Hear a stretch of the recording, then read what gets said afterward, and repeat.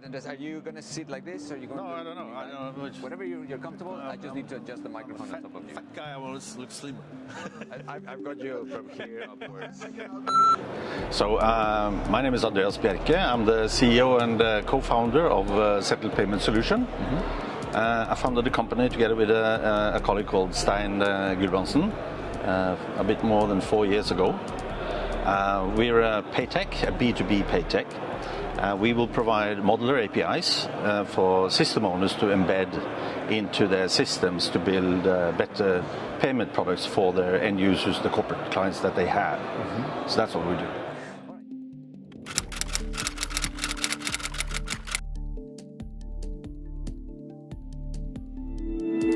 Well, the way I see it is that these are services that are predominantly today provided by larger, institutions like banks.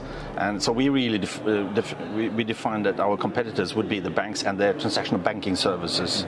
So what we do, at least, is that we will provide a full-fledged service with all the different functionalities you need to have to fully replace your banking services or your payment agreements or remittance agreements that you today would have to do your payments as a corporate through your accounting system.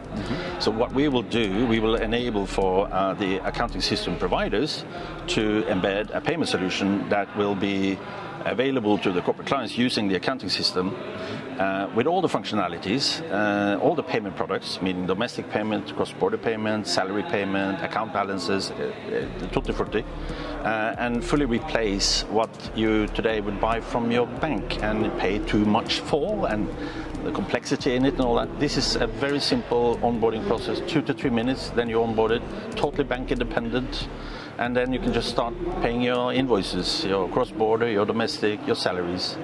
So there is a huge space to compete with the banks in these because they have legacies, they have high costs, they have not been paying attention to innovation, and the dependency on having these products provided by just one bank that you bilaterally hook up with through your agreements and you pay a lot of fees to every month is really not the way forward. We really want to provide the whole concept of open banking, meaning competition.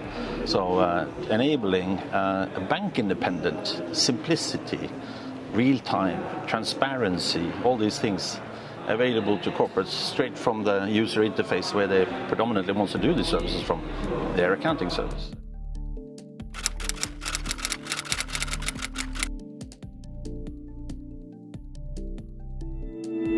This is an opportunity to meet with colleagues and friends and to connect again and reconnect or meet again. It's a blooming, it's up and coming ecosystem in Norway now. We are a bit behind Denmark, Sweden, and maybe even Finland to some degrees. And it's very important to be part of it, to support it.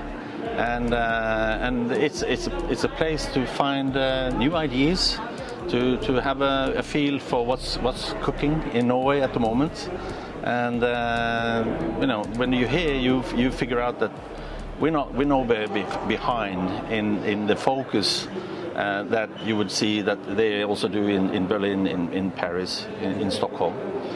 It's the same things, the same topics we talk about here, although in a smaller scale only. So it's a great opportunity to just meet, to stay in tune with what's going on.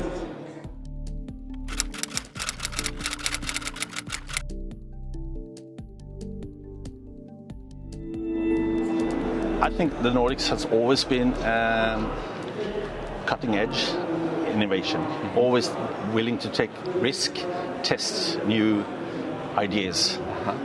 So with all the different successes already, proving that has been there is an environment in the Nordic to allow for testing of ideas.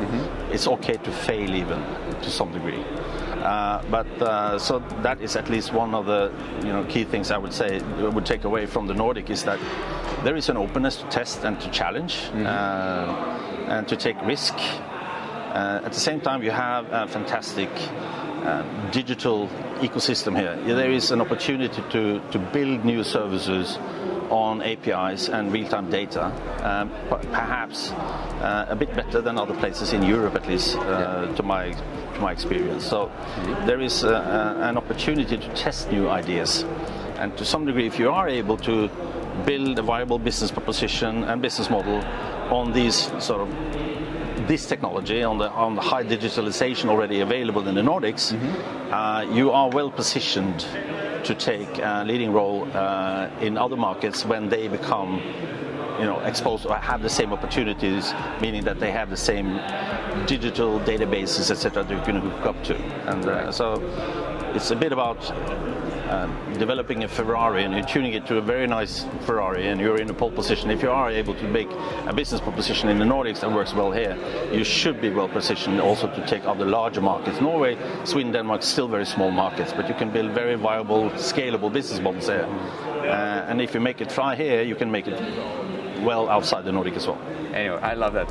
Well, Anders, thank you so much for stopping by. Great talking to you. Thank you. All right, take care. You too.